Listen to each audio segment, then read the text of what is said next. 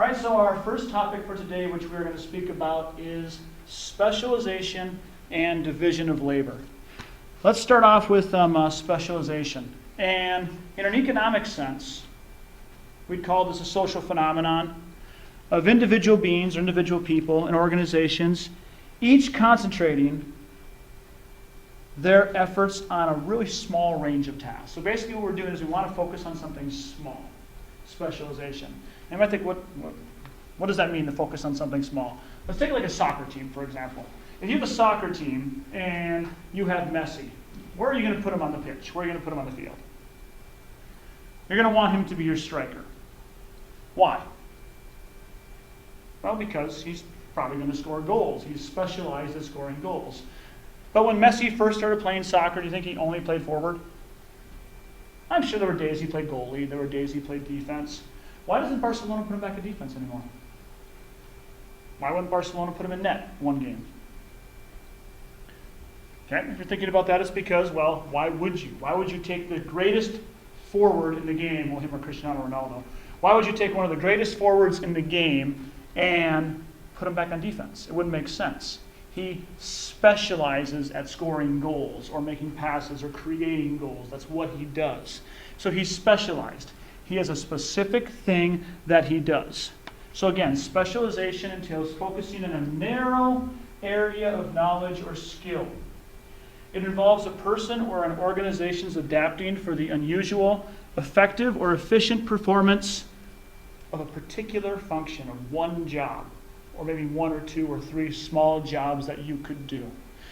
When we went back to, we were talking about factories. We were talking about the age of capitalism coming out. We saw specialization happen in the Industrial Revolution, one person doing one job. Now we're talking about factories in America today. It's changed though, hasn't it? What do you have to do today? What are you going to have to do 20 years from now to have a factory job in the U.S.?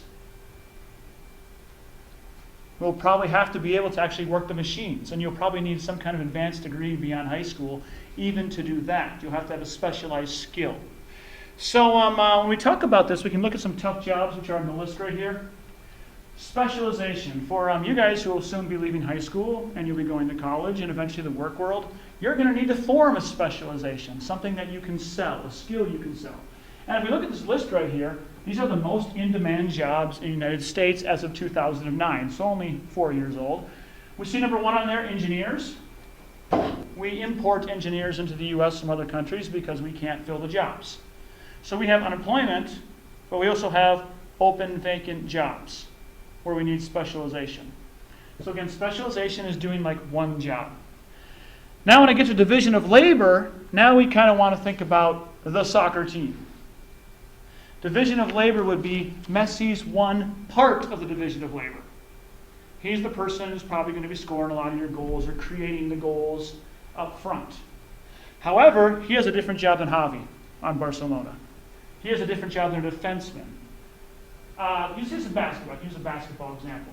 You would be a fool if you had, let's say Dwight Howard, and you had him bringing the ball up the court.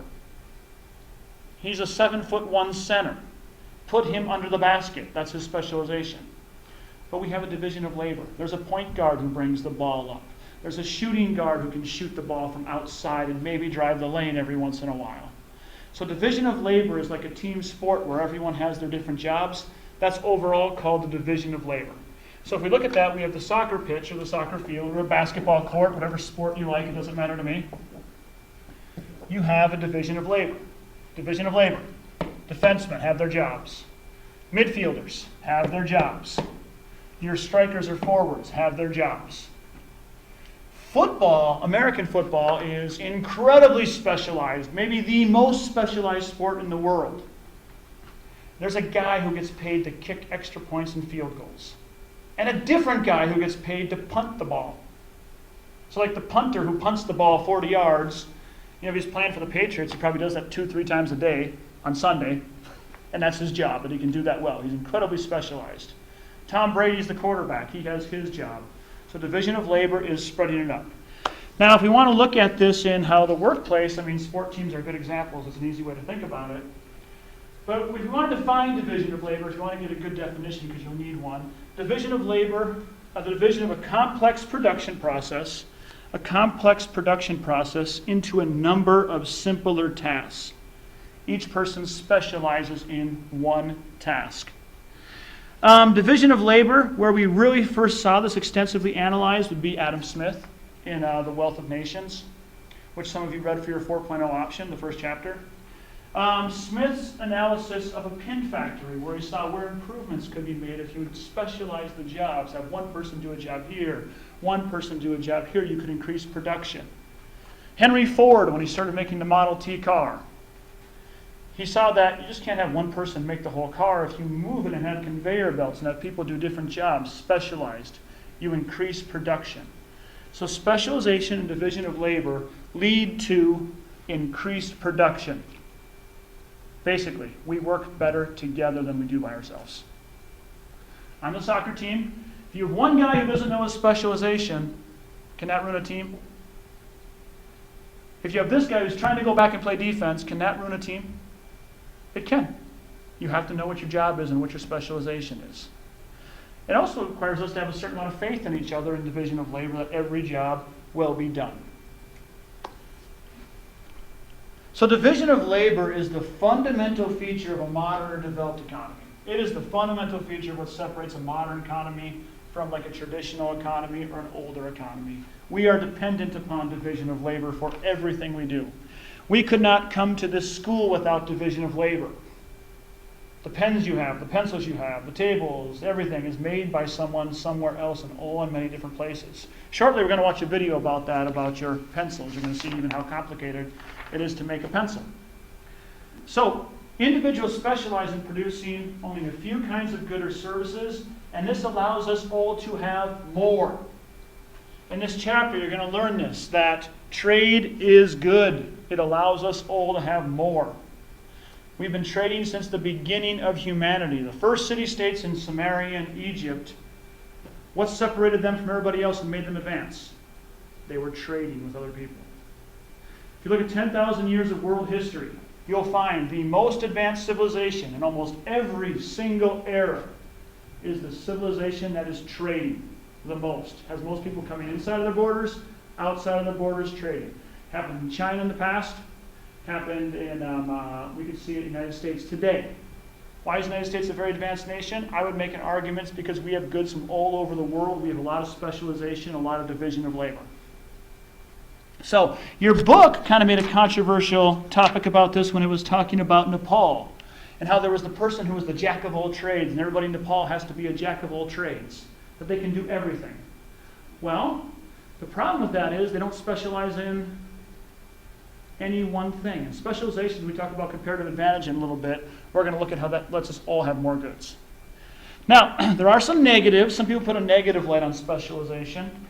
They would say, yeah, but if you're working in the factory only doing one job, you don't really feel like you belong. You feel like you're just one piece in the machine. That's a valid argument. I could see, especially in early industrialization of many factories around the world, if I'm just screwing things in all day, that might be kind of a boring, repetitious job. So what does the worker have to do to be able to advance in our economy? You have to develop skills if you want to advance. You have to develop skills. And the hope of many workers who are doing these menial jobs is that maybe they won't advance, but it can be their kids. In China, the hope is, where many people are working in factories, is that the number one thing the Chinese want is to put their kids into good schools. And it's hyper-competitive right now. But if many people want to put their kids in good schools, the schools will become better. They'll become better educated, and their economy will advance. Okay, I kind of got on a little tangent there. Remember, specialization is one job. Division of labor is the whole thing. All right, so let's go on to one question. I just want you to write this down and think about this for a moment. Should Tiger Woods mow his own lawn? So write this down. Should Tiger Woods mow his own lawn? So he's still the best golfer in the world, technically. He's still got the #1 rating. So he's the best golfer in the world right now. But let's also say he's the best golfer, the best lawnmower in his state where he lives. Like, he can mow the lawn the best of anyone. But he's also the best golfer.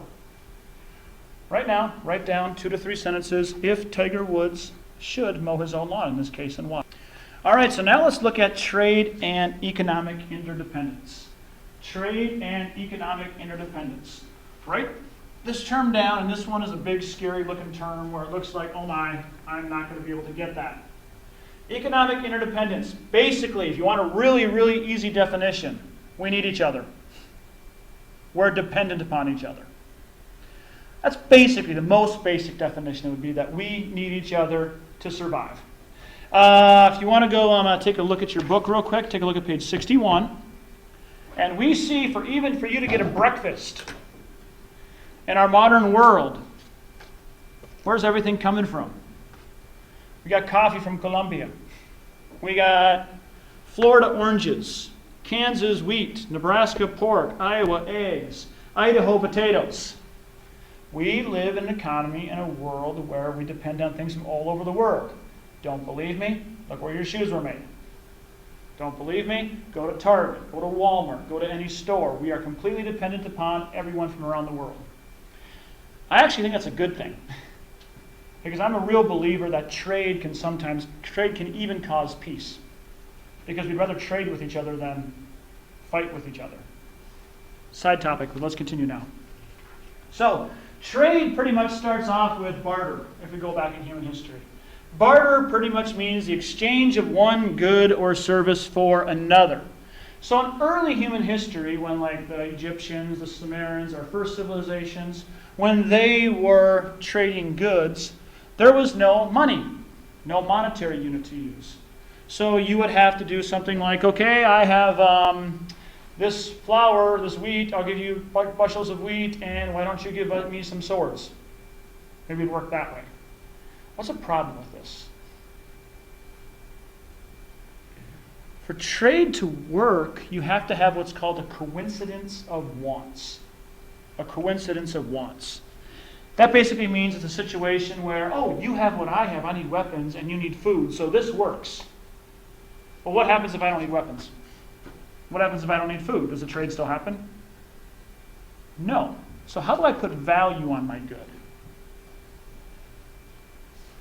This is the creation of money. So I can say my wheat is worth $20. Your swords are worth $100. So we can now just buy the goods we want, and we can exchange other goods with other societies, something everyone recognizes as value. And money forms fairly early in a lot of places. Rome had money, Greece had coins. Many early civilizations even used things like seashells as money. Money comes along soon after trade and human evolution. So what this allows us to do is, we have, let's just take 3 states here we see in our example. Nebraska has a surplus of wheat. That means they have extra wheat. But they don't have enough potatoes in their state. Idaho has a surplus of potatoes, but they want oranges. Florida has a surplus of oranges, and they want wheat. What they can do now is they don't have to trade good for good. They can trade money for goods. And this might sound, well, yeah, of course. But someone had to make up this system. Someone had to design this system. So instead of trading good for good, that's why we have the creation of money. So money facilitates trade, and money actually leads to us becoming more specialized. At a certain point, Nebraska is going to say, you know what? Why don't we just grow a whole ton of wheat since our potatoes aren't doing so well? And over here, they're like, you know what? Let's just grow a whole bunch of potatoes. We're not going to grow wheat or even try oranges because it doesn't work very well here. We're better off trading with these guys and getting our oranges and just growing a whole lot of wheat. We'll just buy them. And we're going to get to our next topic, and we'll talk about that more in the next lecture.